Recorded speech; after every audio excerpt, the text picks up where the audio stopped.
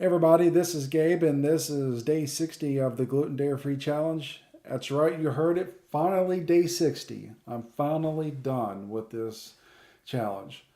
Um, it's it's been interesting. It's been a good little ride, good little challenge. I'm glad I did it, even though at times I really did not want to participate, especially considering the last 20 or so days where you constantly heard me gripe about how I just didn't want to do it anymore. Apologize for that. I know I got a little redundant, a little tiresome, but I did get through it, and that's so why I'm here at day 60. Now, for the reason why I did it, let's discuss about the MS. The MS. Let's just discuss about how it affected my MS and if it actually helped or not. As I've said several times that originally thought it was, about halfway through was thinking that it was, but now I'm not so sure. What I will say is that when what I will say is it it's hard to tell if it actually does help. I didn't see a noticeable change myself. What I would expect my symptoms to be at this time of the year with the weather fluctuations and everything like that is exactly how it ended up coming along. There was no change in my symptoms this year compared to last year or the year before or the year before that. It's all the same. It all acted exactly like I thought it would if I wasn't doing a challenge, if it was just normal. Now, I will say that I'm not going to say that it doesn't help. It might be doing some stuff underneath that I just don't see. It may not be helping with my visible symptoms, but it might be doing something else in the background. And I say that because there have been instances with other people who have MS who are further along, more progressed in their symptoms, that when they change their diet, and as I've said before, the diet changed, but not just changed with gluten dairy free. It was actually also other aspects, a little bit more stricter diet, that they got their symptoms got tremendously better. People who are wheelchair bound because of the strength imbalance issues were due to their diet change actually helped out and got them out of that wheelchair. So I'm not going to say that being gluten and dairy free doesn't help. What I will say is I didn't notice any significant difference. But I am not going to say one way or the other because I just don't know. Now, with that being said, are there benefits to being gluten dairy free? I think there are. As Yashima, my friend Yashima in my last post mentioned, that for her, it helped her get more energy.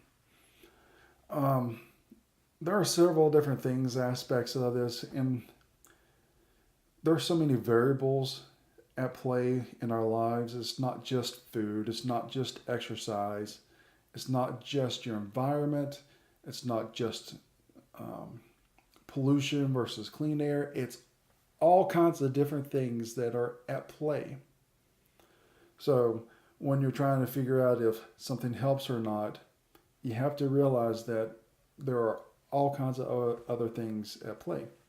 So, um, so yeah, I don't know what else to say on that subject. It it does help people, especially if you have an allergy. But um, I will say that even if the gluten dairy free doesn't help with me, particularly with MS symptoms, just going through this challenge has actually helped me see areas of my life that I need to change. So, if anything else, it's helped me realize that I really got to curb my impulse food buying. And I've kind of just honed in on the cause of that is because I make too many meals of one thing and I get tired of it which causes the impulse buying. Now, it's not the only reason. I still will probably impulse buy, but I'm trying to curb that down, way drastically down. So it's helping me there. It's helping me kind of get back in the groove of actually cooking. I haven't been in that groove for a while. So it's kind of restirred that desire to cook my own food, to eat cleaner. And yeah, it actually does make you eat cleaner. So it's helping me out there. Just overall, discipline. Trying to get back into being disciplined, not just in the food areas of my life, but in all areas. Over the past so many, a year, possibly even a year and a half to 2 years, I've been very lacking in my motivation, which is very interesting because here I am trying to get you motivated, but here I am struggling with the motivation myself. But that's what it is. It's what it's all about.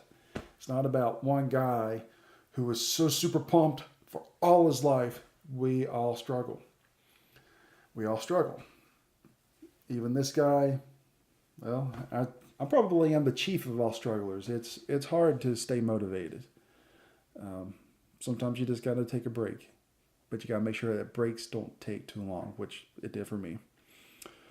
So, but that's where I am right now.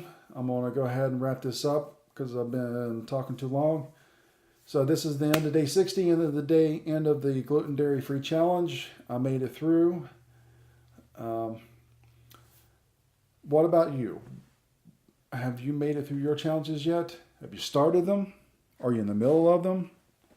Wherever you're at in your challenges, whether you're at the beginning, middle, or end, and get ready to start your next one, because you remember there's others. Don't just stop at one. Do more. But wherever you're at in these challenges, in your own personal pursuit of your personal passions, there's good passions, there's good, clean passions. Always remember to attempt those things you always wanted to. Chance it. You never know what might happen. You never know if you're going to like it or not. It's what chancing is about. But most important, try it. Because at the end of the day, what else are you going to do? Be a sloth on the couch? Or actually, maybe one thing. Try something once. Attempt it, chance to try it. Get to it. This is Gabe, day 60. Done with challenge number 1 of the year. Getting ready to start my second challenge here in a day or two. We'll get back with you on what that's going to be. But until then, this is Gabe signing off. Take care.